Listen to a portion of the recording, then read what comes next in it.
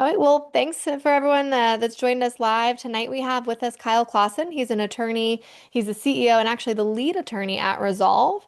And they specifically do contract review and negotiation support for medical professionals. They help physicians, PAs, NPs identify key contract risks, understand their compensation structure, figure out if the agreement is in alignment with both the employer and them.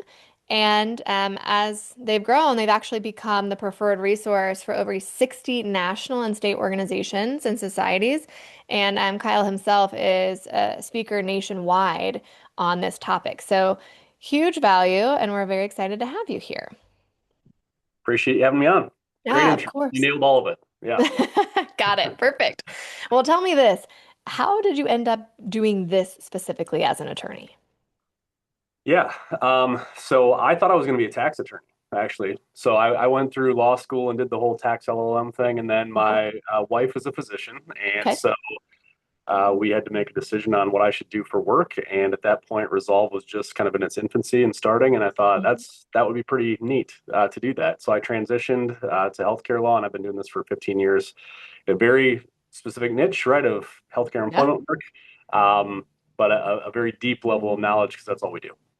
Yeah, that's the cool part about being so specialized is like I'm sure you have just seen every case scenario that could possibly come up after 15 years in the game. Almost. You never say everything, but it's True. it's pretty much everything. Yeah. Fair enough. So I want to go through like contract red flags and what to look for, but before I do, I'm curious if you have just like one thing where you're like, hey, this is the one thing I want every single person that showed up tonight to remember about contract negotiation in medicine. Well, I think the one thing that probably everyone that listens to this has heard is that your contract is standard, right? Everybody gets the Yeah. same one, Yep. just sign off on it. And I'm here to tell you that from the thousands and thousands of contracts we've seen, they're not standard. They vary by organization, they vary within organizations. Okay. And so your takeaway would be is please review them, please negotiate them if they're important to you, which they should be. Yeah, I appreciate you leading with that because I've heard that line myself, even as recently as in the last 6 months. Of like, well, this is just standard. This is what we tell everyone. Yeah. Here you go. And so it's nice to hear of an expert voice saying, yeah, not really. I mean, some pieces might be standard, but there's a lot of fluctuation. So Sure, sure. So when you first like pick up an employment contract, if someone offers you one from a non-attorney lens, like what's the yeah. very first thing you should really look for as you get started in the process of at least like the first review? Yeah, I mean, I think the biggest thing for me is does it fit what they've told you, right? So if they are using a standard template, which a lot of them, a lot of organizations have, and they start with, they also likely have told you a thousand things during the interview process, what the job's going to look like, where you're going to work, when you're going to work, how you're going to be paid, all these things. And a lot of times we don't find that those make their way into the contract. And so as a starting point, it's almost like, what have I been told? What does the letter of intent say if there was one? And start trying to Mhm. match up terms and see where there's some gaps. Okay. Now, when you receive a letter of intent, that's for at least my non-attorney knowledge, not legally binding. So when you get that, is that something where you're going to initially negotiate some of these key terms, or are you thinking that's something you'll wait and see how they phrase it or how they delineate it in the contract and negotiate it at that time? I think it depends. So the letters of intent usually aren't binding. Sometimes they can be. So I think Okay. you have to be careful on that. Okay.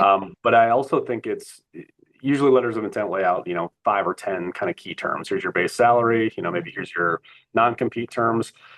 If you are going to sign off on a letter of intent and agree to those things, even if it's not legally binding, like a legal agreement, it's really Mhm. difficult to have an employer come back and change that and tweak it later. There's just Okay. this human dynamic, right? Of we thought you said yes. So Yes. I would encourage you to negotiate anything that they put down in that letter of intent at that stage and then cover the rest of it when you get the full contract. Okay. I'm curious, what instances is a letter of intent legally binding? Well, sometimes they'll say they're legally binding, right? Like it'll say accepted and agreed, or this is an offer and acceptance, which have very Okay. specific legal meanings. Um, Okay. and then sometimes if you're joining like an academic center, Hmm. right, they don't necessarily have full blown 40-page contracts. They often look like a 3 or 4 page letter, and folks get confused on what they're signing, I think. And so Okay. then it's like nothing actually comes after that. You just signed off on our full agreement. So That just was be the thing. careful on what Okay. on what you're looking at. Yep. Okay, that's helpful. Now, let's talk about non-competes because I know this is like a very important topic in our world. There's obviously been some changes about enforceability, and some of that's dependent on state. I know you could probably talk about that topic for 2 hours, but give us like the 30,000 foot view. What does that look like right now? Yeah, so let's zoom way out, right? Like everybody on here hopefully followed the FTC piece about 2 years ago or a year and a half ago that they tried to wipe out non-competes, and for every occupation, but specifically healthcare was highlighted in that. Hmm. And that I think has folks thinking, well, these don't apply anymore, and unfortunately, that's not true, right? So that got overturned. The FTC decided not to appeal it, and so now it's back to every state gets to make their own decision on whether or not these are reasonable. And some states have limitations or partial limitations on non-competes, but most of them still look at the time period, the scope, right, of what they're restricting and the geography that they're preventing you from working in and making a reasonable determination. So as a default rule, I think you need to think these are enforceable. And Hmm. then from there, work your way back to maybe my state doesn't allow it, or maybe there's an exception for me. But sometimes in like these online groups, right, of folks, we Yeah. see these comments that they're not applicable. It's just not true. Okay. So that's interesting. If you are in a state, like let's say they have some type of partial enforceability, like what does that look like? And just in practical terms, if you were like, hey, I'm gonna just be aggressive and like take the job anyways and do it anyways, Yeah. what is that gonna like pan out like? Well, so some states have restrictions on time, for example, where they say non-competes can't go beyond 1 year. And so if your contract has a 2 year non-compete in it, Hmm. you'd have a pretty darn good argument to say, hey, you can't enforce this past the 1 year. Okay. But also, a lot of the new laws that are coming in are not retroactive. So if you signed a contract 2 years ago and the law comes in today, they're not Mm. modifying old contracts. And I think that's another area of confusion for people that they think they're getting this relief and they're not actually getting it. I think you're exactly right on that because even just in like conversation with colleagues, there is this idea of like, oh, well, the law is different or the law is going to be different. But I think there's very little recognition of like, that's not retroactively applied to whatever contract you signed 4 years ago. Correct. So that's interesting and very important to note if you have an existing contract in place. Agree. Okay. Any red flags here? Like, are there terms to that you would go like, yeah, definitely not, or this one's maybe okay? Well, so reasonableness in a non-compete can mean a lot of different things, but Sure. usually you were looking at geography because people don't want to go without work for a year any more than they do 2 or 3 years. So timing is less important, but what's reasonable is going to vary by geographic location. So we see non-competes in like New York City, right, or a very densely populated area that might be a mile or less. And then we see non-competes out in the middle of Iowa that are 50 or 100 miles, right? And both of those might be reasonable depending on where you're at. But Okay. you need to look at what options you have in the area. So if you've got a really long term, like a 3 year plus term on a non compete, that would be an absolute no for me. It should be 2 years or less. If it's anything beyond 5 or 10 miles in a major metro, I mean, you're probably wiping out most of the metro at that point. So Mhm. would want to be careful on that as well. And then I think you also need to think about what I call no fault events. So if your employer terminates you, for example, do you think a non-compete should apply to you? The answer is probably no, right? They let me Okay. go. I should go to work wherever I want.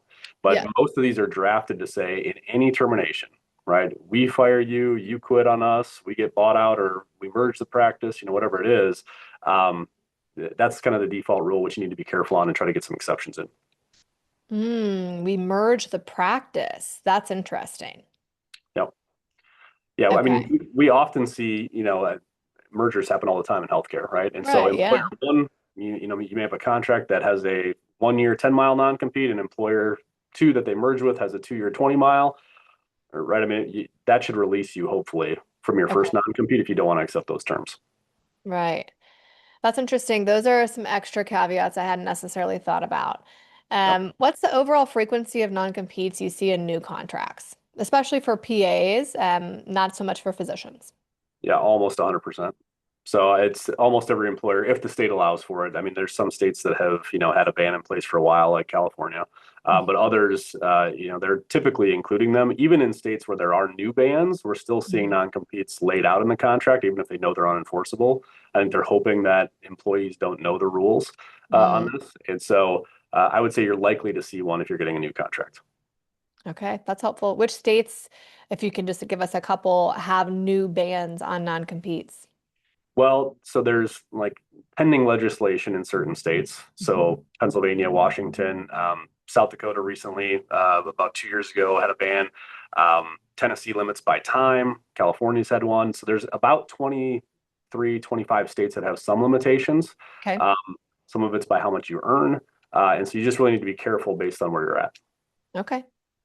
Now, what about termination clauses? Like, is there specific language if there's something in the contract saying they can terminate you without cause? Should there be some type of like language guarantee surrounding that, time period surrounding that, notice period? What are you seeing in that arena? So most contracts have a couple different ways that it can end. So you can be terminated for cause, which is unlikely. You know, Mhm. you show up drunk or you lose your license or whatever it is. Yeah. That's like less than 1%, right? So most contracts end without cause, which is what you just mentioned. Yeah. And so if somebody's going to terminate you for no reason or you want to walk away, we have to know what that time period looks like.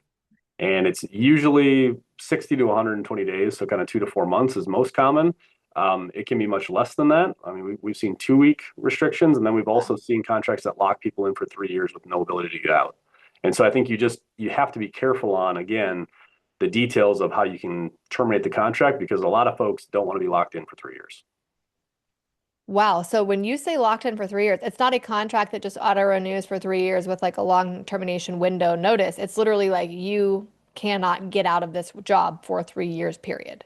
Correct. It'll say in the termination without cause section, it'll say after the initial term, right? And so if the initial term is 3 years, like those 3 or 4 words get you Change locked in. everything. And we've had plenty of clients come back to us and say, "Hey, my spouse got a new job or we're moving and now we want to leave. How do we do this?" And we're like, "You can't unless you're going to be in breach of contract. And if you're in breach of contract, there's a whole, slew of damages that come after that. And so you just have to be really, really careful on what you're signing." Mm. Okay, give us just like what does that mean? I mean, I think everyone, at least for me, like a lot of medical professionals are like type A rule followers. We're like breach of contract, but like, what does that mean? What I guess what can they do to you if you decide, yeah, I am going to move with my spouse? Screw the contract. We'll see what happens. Okay, so this is any type of contract, whether it's a real estate agreement or anything else. Parties are supposed to get the bargain that they agreed to, right? Right. So if I don't get the employment out of you, I have to go pick up a new hire, whether Hmm. that's locum coverage or just a new grad or somebody to come in and fill that, or Right. I've got lost revenue because I can't see patients. So they're going to quantify all of that. So let's take my example of a 3 year term and you leave Hmm. in year one. There's 2 years of potential cost that they're going to say we wouldn't have had to pay these things out had you stayed. And they're going to tally that all up and they have six And it's years a as the lot. statute of limitations, right? So they can sue you 4 or 5 years later once they've calculated all that and they probably will win. So you have to be really, really, again, careful on negotiating that maybe when you leave. Maybe there's a settlement agreement. Maybe you come to terms with that, but um, certainly don't walk away thinking you're scot free. Okay, so up to 6 years for them to file this suit, and they can Yeah, sue you personally for the total amount that it essentially costs them because you left, correct. which in our world, it can be honestly a lot of money. Correct. Wow. Okay, so big risk. So just saying, Yeah. screw the contract, I'm moving. Yeah. Not You small, may you not may small want to think things. about that. Yeah. Right. I do think it's helpful to know, just like to war game it out in your head. Like, what are my real options here? But Hmm. that's a fairly substantial consequence. So helpful to at least know what that path could entail. Yeah. Okay. What's just give me like a couple examples. What are some termination clause like mishaps that you've seen medical professionals fall into? It sounds like missing the whole like Yeah. the at this term, few words is one of them, but what else do you think there? Well, I think consequences of termination Hmm. sometimes get missed. Okay. So if you want to leave and you want to terminate, and let's assume you can do that, um, it's financially what happens with your malpractice insurance. Do you have tail coverage or not? So Hmm. that's very specific detail. If you took any type of recruitment incentive, signing bonus, relocation allowance, student loan forgiveness, what happens there? If Hmm. you're on any type of productivity model, does your bonus get paid out? Does it not? Right? Um, and so all of those financial pieces are going to sit in various stages of the contract and different sections of the contract. But again, if you're not paying attention to it, you could be stuck with tail. You could have a non-compete.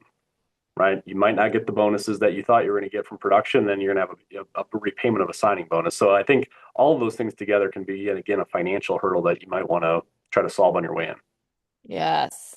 Do you find that most contracts do have a specific statement discussing how tail coverage will be approached, whose responsibility that is in terms of cost?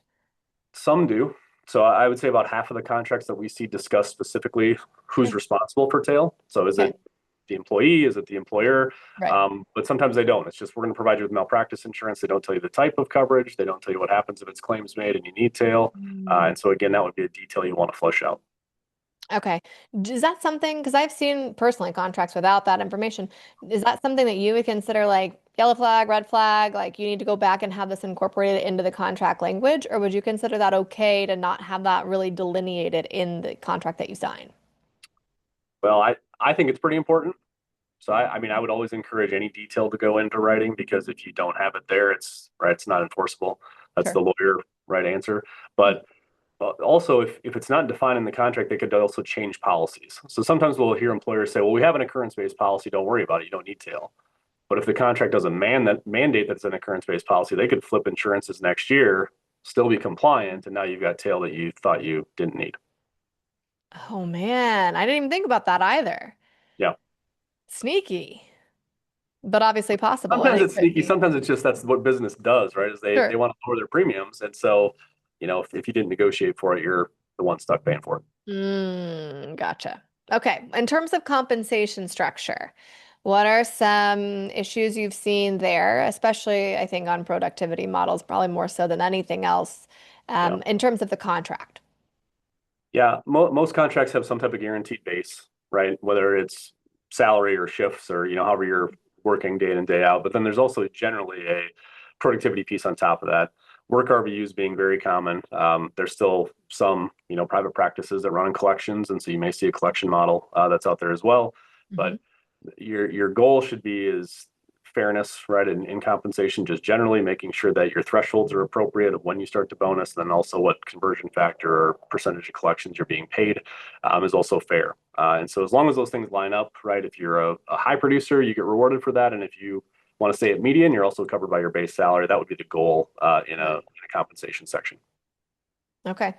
Do you, if there's some type of like sign-on bonus or something like that, do you look for specific language surrounding like clawbacks if you were to leave or Yeah. something along those lines? Almost every recruitment incentive will have some type of time commitment with it. And so the bigger the bonus, the longer they're going to want you to stay, right? Might be 10,000 for 1 year, 20,000 for 2 years, that type of model. But what you need to be careful of is usually we like to see prorated repayments. So you get credit for every month you're there, not just all or nothing at the end of 2 years. And then Yeah. also kind of that no fault piece as well. So if they let you go, we would prefer that you don't have to pay that back as opposed Right. to you following a spouse and going somewhere else. Yeah, that seems so reasonable and like common sense to me. But you're right. If it's not in the contract, it's not in the contract. It just seems like that's intuitive. If they let you go, you shouldn't have to pay that back. But Yeah, most of them unfortunately, are not drafted that way to start though. Most of them are going to say, wow, regardless of how this ends, you pay it back. that's wild to me. Yeah, That's absolutely wild to me. What about like scope of practice language, mm, collaborative agreement, supervisory agreement language yeah, for APP specifically? yeah. I mean, I just think you want to be certain, right, that the contract is asking you to do things that are within your scope, right? I Sure. mean, almost all large employers now are going to have the right language from a, you know, supervision collaboration standpoint. Right. But I think if you're with any smaller employer, I'd be very careful on making sure you're not having any expectations that would fall outside of kind of the state rules and requirements. Okay. So it's honestly, it sounds like as simple as making sure you understand your state legislature requirements and then just checking boxes with your contract to ensure that it's all in alignment. Right. Do you have like a couple of key questions that you think most medical professionals after 15 years of talking to them forget to ask the employer that they probably should be in this process? Well, you've hit on one. I think the malpractice insurance entail is just something they don't think about. They just assume that they're going to have coverage and they're protected on it. Right. The other big one that we see from, especially what I'm going to call the younger folks, right? The people that are coming out of training or early career, whether Hmm. it's PAs or physicians, both, is an interest in doing side gigs, right? Having outside income, outside activities that they want to perform, and just kind of skipping over that piece of the contract, assuming they can do it. And almost every contract has some restriction in it saying you give us your full-time attention. You don't get to go do other things unless we tell you it's okay. That's problematic for a lot of our clients, especially the younger clients. Yeah, it's interesting. I've seen some language recently and probably I think maybe I didn't pay attention to it when I was like early in my profession, but surrounding what type of even investments that you can hold. Not so Yeah. much like holding small quantities of publicly traded companies, but even owning like a non-majority of a privately held company, even if it's not a direct competitor, if it provides medical services Mhm. and things like that, where now that I'm like more into the world of investing, I'm like, hey, wait a minute, was this in my contract when I was a new grad? Maybe I couldn't afford to do anything anyways, but Yeah. those pieces, I think now I'm like, oh my goodness, like I was not paying attention to these little nuanced details even 5 years ago. Yeah. And there is a difference, right, between investing and being an owner in Sure. something as Yeah. opposed to providing professional services. And I think both of those are, along with intellectual property, things you'd want to be careful on of do I get to do it and do I get to retain that income? Because if you make the mistake of just assuming that you can, most contracts say that revenue needs to flow back through the practice, which is not going to be beneficial, obviously, for you. Right. Right. Do you see those type of contracts more with large academic medical centers?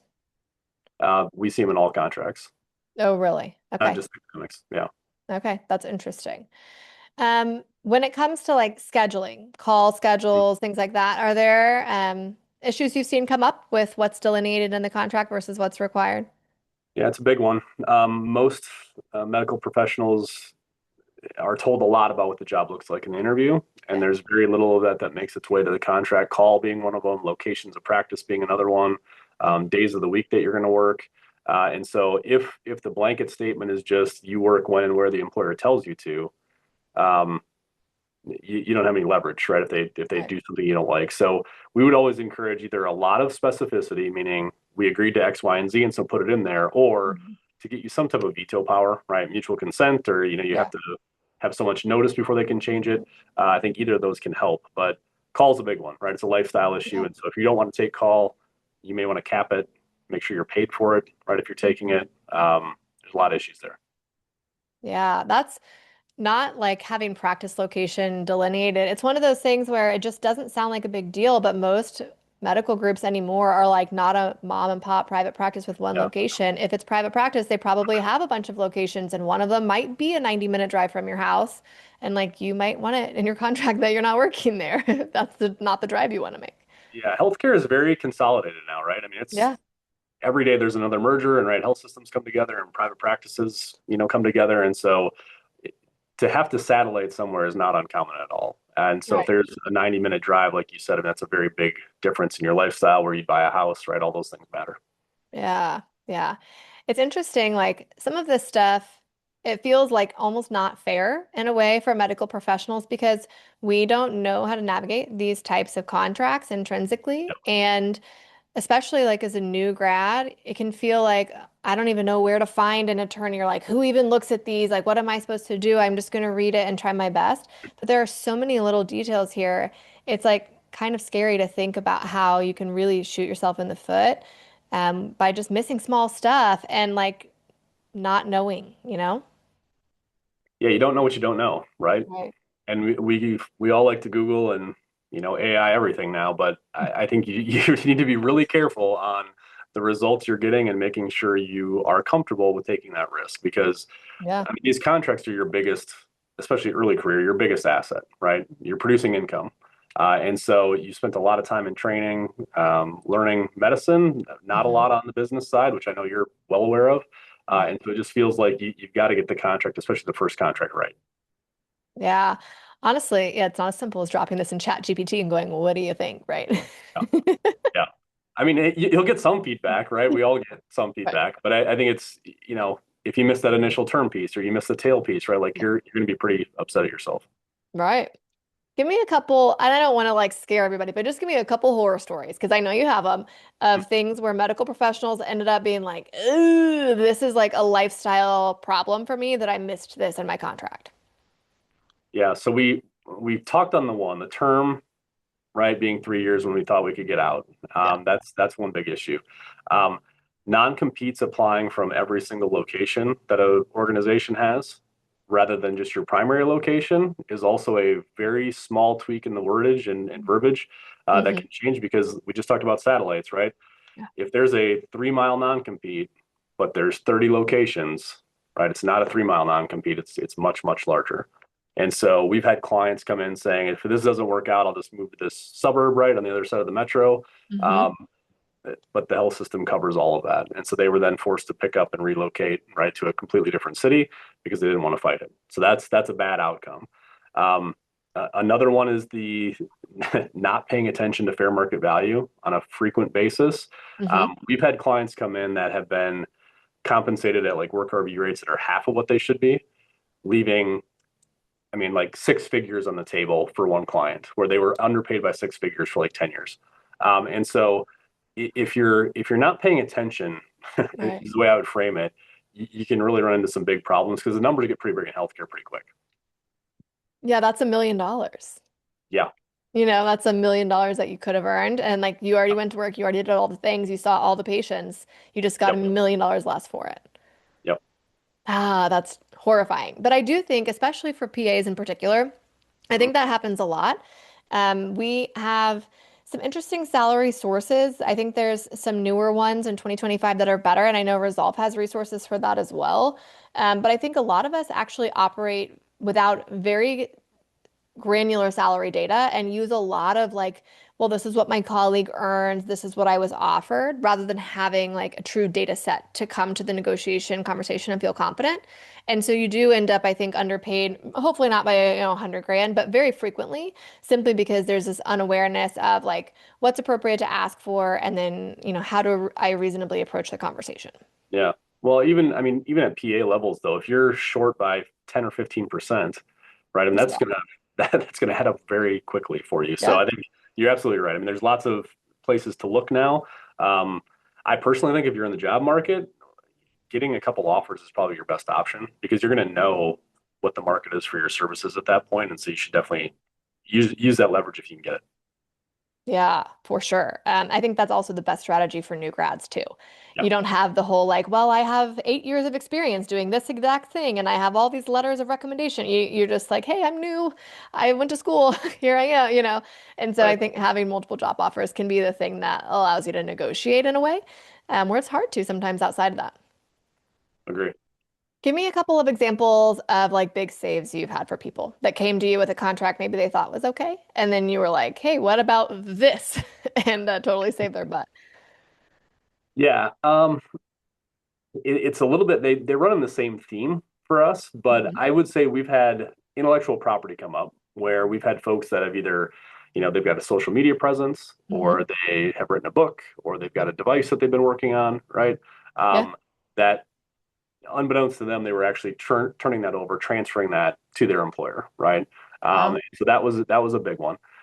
We've had clients come in and be completely unaware that there was any type of non-compete in the contract, almost verbally told that, hey, if this doesn't work out, you can go anywhere you want to. And then, lo and behold, there's one kind of buried in, and it's not necessarily labeled a non-compete. It's kind of in a non-solicitation area where you just kind of skim over it and skip it. Uh-huh. And so we have practices being what I would call a little deceitful in that area. And then we've also had employers that are just blatantly violating the law. Like there are stark anti-kickback rules that are out there and fraudulent billing that happens, Hmm. and making sure that we're protecting the employees that are working there from any type of claims that come back. And so uh, those are again outliers, right? And the majority of Right. people are good actors, usually, but some people aren't. And so that's what you really need to be careful of in your contracts. So when would you say that a medical professional needs to utilize an attorney in this process? Hmm. I mean, softball to an attorney, right? Like all the time. But I do think anytime you're going to have something in writing, so at the Yeah. letter of intent stage, I mean, that's when I would start to engage, right? Okay. With an attorney, you can utilize them for strategy earlier than that, and Hmm. a lot of clients do that with us. They'll come in saying, "Hey, I've got 3 interviews coming up. What questions should I ask?" But I think certainly before you sign anything, make sure you're talking to somebody who knows this. Hmm. Okay. And then I'm curious because Resolve has a tool that utilizes AI, and it's not like OpenAI or ChatGPT, but it is an AI based, my understanding is trained by healthcare attorneys to Right. use for kind of a quick review. So how do you segment that out? Do you suggest like start there and then talk to an attorney after? Or is that something that you might use like separately or in parallel? How would you structure it?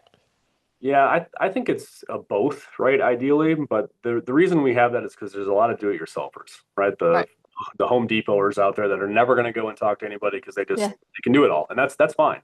Yeah. But we think you should have some guidance on, we've trained this tool on thousands and thousands of contracts, so that's who that tool is for. It's very good at Mhm. high level issue spotting. It's if you've got five different offers and you really only want the attorney to look at one of them, right? Maybe you Mhm. run the five through and make sure they're okay, and then kind of talk to the attorney about the one that you're most interested in. So Okay. we view it as very much a in collaboration with experts. Yeah. It's certainly not a replacement, for a contract that has this high of a value to you. Yeah. That's interesting. I mean, I'll just be honest, I don't care. I've been in medicine for 10 years. I've never once had a healthcare attorney review a contract. But Yeah. after tonight, I don't think I'll ever sign another one again without doing so. And I think you're in the majority. So I think most Yeah. physicians, most PAs, most CRNAs, right? I Yeah. think they just think it'll be fine. Yeah. And I think honestly, it usually is fine, right? I Right. mean, when you think about the worst case scenarios, that's not every day, right? Or we'd have physicians and PAs, Right. everybody up in arms. Yeah. But the problem is when it happens to you, when you're one of the 10%, when there's a problem, it's like not Right. having insurance on your house when it burns down, right? Your house Yeah. absolutely will never burn down. But if it does, you're going to be really sorry you didn't do it. And that's kind of how I view reviewing your contract. It's like an insurance policy for making sure bad things don't happen. Yeah, I like the parallel. And you're right. It's funny, like in the world of money, it's like I would never not insure my income or not insure my life or not insure my house. But like this is actually, it carries a very similar impact to you in terms of like your ability to earn money and to sustain yourself financially. But I don't think I've quite viewed it through that same lens in the past. And I don't want to say you sufficiently scared me, but maybe you have sufficiently scared me that I need to really honestly look at this differently. Well, it's kind of like again in medicine, right? You see a lot of the worst case scenarios, right? The healthy people don't always come in. That's the view that we see every day is Right. all of the problems. And so we certainly would encourage you to take it seriously. Yeah, absolutely. This, I think honestly, just knowing that you guys exist is a huge sigh of relief for anyone who needs help in this space because I have personally found historically before becoming aware of you guys that it actually is hard to know where to go for someone, an attorney that is in this niche as in like you are. And Mhm. so to be able to have a resource of someone that can say, "Hey, look, I've been in this space for a decade or more," versus like trying to go to, like a general attorney that might be local to you or something and ask them to review a contract, like it's a very different situation. And I think that it's helpful to have a point of reference for someone who is actually specialized in this. Yeah. I mean, we agree. I mean, it's the reason we exist is to empower, right, healthcare professionals, and we only live on that side of the house. So we never Right, represent organizations. We have no conflicts of interest. We are not a local sit next to the hospital attorney that might have personal relationships there, right? It's right. it's very much we're all on your side all the time. I have been warned about that there are attorneys in this space that do have pre-existing relationships with like hospital systems or may have even written the contracts on behalf of the hospital systems and then subsequently get paid to review them. And it's like, no, wait a minute.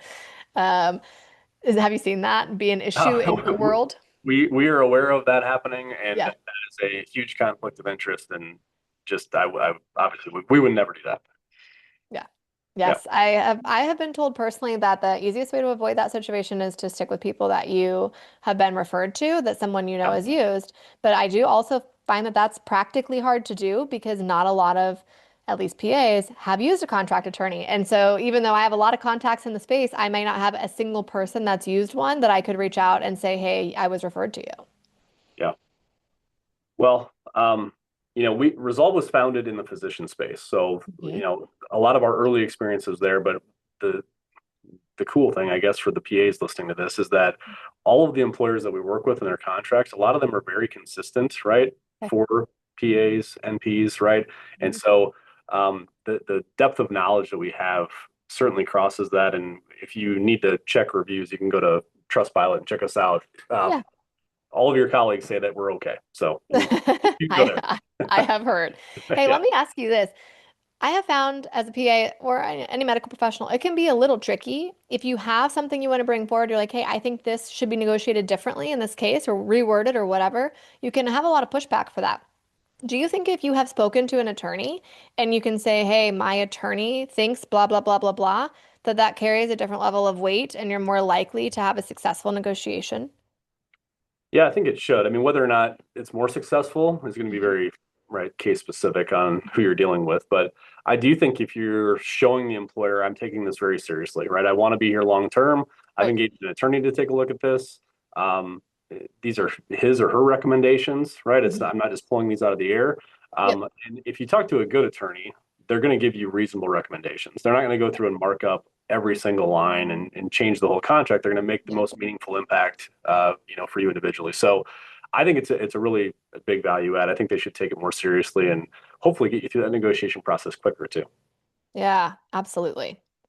Well, this has been incredibly helpful. Do you have any like parting thing that we're like, we haven't covered yet, but you have to know this, or do you think we've nailed it all? Well, there's a lot of other, I mean, pieces of a contract, right? So I mean, we're Sure. we're touching on the very high level ones and the ones that probably are most important. But I would just encourage, anybody listening that each contract is going to be very different for you. So we have clients that come in and say, if this doesn't work out, I'm moving 8 states away, right? So, Mhm. well, who cares about the non-compete in that situation, Right. right? Yeah. The other clients that come in with a lot of student loan debt, and they have to maximize comp. And so they're willing to sacrifice everything else for that. And so I would tell you there's no standard rule on what you should negotiate, what you shouldn't. There's no scorecard or A plus contract or an F contract. Like it has to fit your situation and just make sure you're trying to carve that out and customize that for yourself as you go through the process. Perfect. Well, it looks like we have a lot of questions in the chat. We can start doing those. I did want to share if you guys are interested in services from Resolve, I'll put the link in the chat. And we do have a discount code for you. If you want 15% off, I'll put that in there as well. But let's take a look at the top here. So someone asked you service in all states. We do. Yep. All specialties, all states. And we've worked with probably not every employer right in the past, but we've worked with a lot of them. So we're very familiar with pretty much any contract that comes in. Perfect. If laws change, reducing the amount of allowed time on a non-compete, can you request to have a new contract with the updated law? You certainly can. You can ask for rewrite my contract to make sure that law is effective. I'm not sure how uh, likely the employer would be to do that, right? If they've got you under a non-compete, you might want to ask for something else and maybe hope they slip that in. Right. But certainly you can. I mean, any amendment or any new contract that comes through after the fact should bring the new law with it. Let's see. We got that's wild that they're often still including them even if not allowed in the state. How would you approach that conversation if you saw like a non-compete in the contract, but it actually was not allowed in that state? Yeah, I mean, I think if you're reviewing the contract and you say, hey, my attorney made some recommendations and the attorney is striking out something that's no longer allowed by statute, they shouldn't be caught off guard by that. I think if it's just you going through the process, I still think it's very fair to point that out. Right. They may not know that. They may, have skipped that part or not paid attention when their lawyer gave it back to them. So I think being educated and being upfront is really important. Okay, so what's the best way? Perfect next question to find the latest laws on non-competes in my state. Well, you can cruise through your the legislature's page if you want to. You can go to Resolve has a blog post on this that we update that you can check out as well. But honestly, I mean, just I'm going to go back to Google. You can search state laws, non-competes, right, and find out if there's any pending legislation. Um, and if there may be some notifications you can sign up for on those things if they're pending. Yeah. That'd be my recommendation. Okay, so Chelsea asks, if a state only allows non-competes for up to a year, would they just say the non-compete isn't valid if it's written for 2 years, or would they enforce it for 1 year? Yeah, a lot of contracts will include language that says if the laws change, right, a judge is allowed to what they call blue pencil it and drive it back down to what is enforceable. So if let's say you have an Okay. outrageous non-compete, right, like 10 years and 100 miles, Hmm. right, and the law or the judge says that's too much, they can still enforce it to whatever the judge thinks is reasonable. So in that scenario, it'd likely be the 1 year and 10 miles or something, right? So it's not Right. going to void the entire non-compete usually. It's probably just going to bring it back down to what the rules are. Bummer. It would be nice if I avoided it. Anisha, I've talked to some attorneys that say a non-compete distance is the crow's path versus driving distance mileage. Can you elaborate on if this needs to be written a certain way in the contract or if it's just a general understanding of both parties? It is the general default rule, kind of at law, that it's a straight line. So it's as the crow flies, right? It's not what Google says for driving directions. So, but you can use Google Maps if you're questioning, how far is 10 miles? If you right click, you can measure distance. And so you can drag right 10 miles out and kind of go around in a circle and say, hey, is this going to be okay for me or not? Um, we've had that mistake. I should have listed this before Mhm. many, many times where folks have put in the driving directions and thought they were okay, only to find out that they're not because there was too many turns in the road, right? Getting them the mileage. Yikes. I did not know that trick on Google Maps. That's very handy. Yeah. Cool. Okay, can you elaborate on at-will states? And does the termination clause or any protections, or are there any termination clause or protections you may have that apply to you if you practice in an at-will state? Yeah, in most at-will states, you can still modify that by contract. And so if your contract has like a 90-day clause in it, you're going to be bound to the 90 days. So I would say lean on your contract, not on the at-will provisions, because almost every contract we see has some type of term. They're not going to let you just walk on 1 day notice. Okay. Kyle, are companies required to inform employees if there are changes to coverage pertaining to the tail coverage, for example? Um, no, there's nothing that would require them to notify you unless it's a notification provision is in your contract. Um, and that would go to any benefit, right? If they change malpractice insurance or health insurance coverage, right? I mean, Yeah. they usually have to apply those to all employees. But whether or not you're notified of that, you're going to find out when you get your new certificate of insurance, probably, Mhm. or when you want to terminate the contract, unless it's explicitly in there. Okay. Do you have employers that are willing to make adjustments to contracts by updating just specific verbiage, or will most of them not make modifications? Mhm. Um, about 80 to 85% of the contracts that we see have modifications to them. I think it depends a lot on the candidate, you're right, on you, how much leverage you have, and how far along in the negotiations you are before you bring us in. Um, but the answer is yes. Most of them will adjust either numbers or language to make beneficial changes because recruitment is still really hard, right? Yeah. There's still a shortage in most Right. locations, and so um, I was just reading an article from a job board that said there's like zero point 0.8, right, like radiologists for every job opening that's out there. And PAs and NPs are kind of no different. So the supply and demand is generally in your guys' favor if you play that right. Okay. Let's see. Someone wants to know, is it 6 years from when the contract is supposed to end that they can sue you, or from the day you leave, or from when you started? Okay, so that was an example. So this is going to vary by state, but it's called the statute of limitations. So, and this applies to patients in medicine as well, right? You only have so long to sue. Right. Breach of contract is usually 6 years. It can vary slightly, but it would be from when they're aware of the breach. So if you breach it on whatever today, June 24th, 2026, they've got until 2032 to file the lawsuit. Um, and it's why tail actually, if we're tying this back to our conversation, it's why tail is so important. Tail insurance is Right. just covering you for the statute of limitations. It's an insurance policy to say, hey, I need coverage until patients can no longer sue me. And once they can't, we drop the coverage and it's gone. Right. Okay, here's another good question. If you have a supervising physician or owner of your practice that retires or passes away and someone else takes over ownership, can you request a new contract? You can always request a new contract, right? As a default rule, you can always renegotiate if you want to. But if a new owner comes in, or if the practice is bought, sold, right, merged, all that stuff, Right.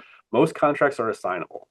So they're considered an asset of the practice and they go along to the new buyer. They don't have to amend them. They can keep you on the same terms or they can give you a new version and you can renegotiate it. But it's not a mandate. Okay. All right. Nikki said, my offer letter said there was up to $5,000 a year in productivity bonus, but turns out there's no way to measure it, even though HR said I should have no problem getting it. But last year, I only got half, and the year before, I got it all. What should I do, or how do I ask, like, what they're measuring? Yeah. I mean, you should have a productivity model that's objective. So if they're measuring productivity on work RVUs or collections, you should know Mm. exactly what you need to hit to get that bonus.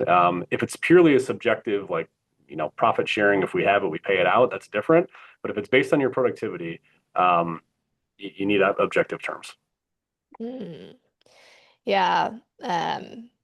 That's a bummer, Nikki, that's the spot that you're in. With that vague nature, it's like it's hard to feel like you can actually maximize your compensation when you don't really know how to do it. Caitlin asked, if your company has locations in multiple states, are the non-compete regulations based on where they're headquartered or where you live? Well, your contract might define that. So in some contracts, there'll be like a jurisdiction paragraph where it'll say Mhm. we're going to use the laws of New York or we're going to use the laws of California. So if that's in there, then that's the state that you're going to get. And it may not be the state that you're practicing in. If it's a large corporate, I mean, you might see Tennessee, right? A lot of health employers are located there from a headquarters standpoint. If not, it's almost always where you practiced. Where the contract took place is the state law that's going to apply. So check your contract, I guess, is the starting point. Okay. And then, Anisha, circling back to the prior question about the new owner of a private practice, is your past contract then automatically null and void if they pass away or retire?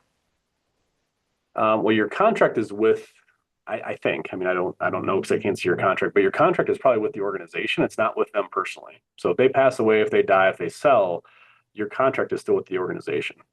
And so it depends on what happens with that organization. If there's a new partner that comes in, or if the estate takes over, you're probably, I mean, they're probably going to nullify the contract, but I don't know without seeing the document. Okay, another question just came in. A lot of contracts don't require the employer to provide your productivity numbers.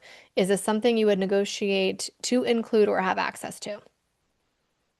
Um, yeah, I mean, I think you're right on the do we have to show you what you've produced, right? A lot of times that's not in there, but also if you have a productivity threshold in your contract, you're entitled to that information, right? I mean, you could get it legally if you needed to, and so I do think it's helpful to have that in a contract. I don't think it's Yeah. necessary usually. I just from a big picture standpoint as a PA, I do think if you can have access to the information, yes, no matter if it's a productivity based compensation or not, because it's so much easier to negotiate at your next job if you have objective productivity data from your prior job. So if you can't get access to it, that makes it tricky. I would shoot for having that. And I'll say that I personally haven't thought to have that included in the contract, but I have discussed it in the interview process at least, like, hey, well, I have access to the RVU data or whatever. And it sounds like maybe everything should be in the contract no matter what. And so if you can just have that in writing, it's probably for the best. Agree. Any other questions, guys? This has been great. You guys have had a ton of questions.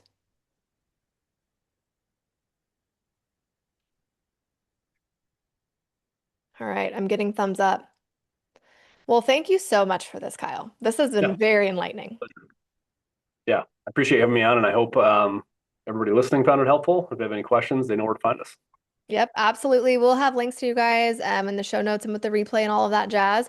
And so I know I'll be reaching out to you guys in the future. I'm sure I'm sure other folks will be as well. Very good. All right, thanks. Have a great night. We'll talk to you soon. See ya.